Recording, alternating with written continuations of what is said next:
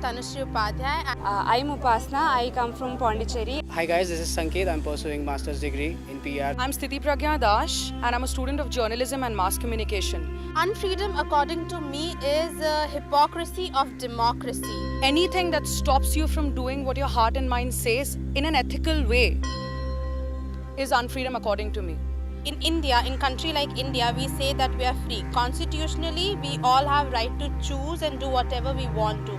But still, in our country, community like the queer community, they face a lot of discrimination. Anything that I wish to do and my wings are being chopped off, that is what is unfreedom for me. For absolutely anything. And I wanted to speak up against the lack of freedom of mobility for women. I think the major issue for this is the lack of safety for women, which is threatened by a few men. We say that we are all equal and we will not discriminate on the basis of caste, religion and creed. Yes, we do that. This process would start when we start educating our children from the school level. And it's a very big responsibility in the hands of the mothers.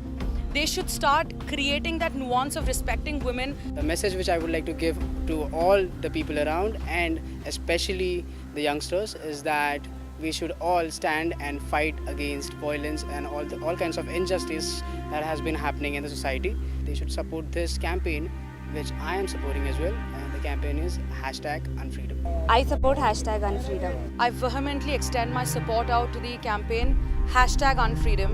I feel it's a wonderful platform, and more than a platform, it's a wonderful campaign which is inspiring not only the youth but all the people around in the society to think about how really are we born in chains? Do we really need it? Think about it and let the world set free. Please, it's high time right now. I support #Unfreedom.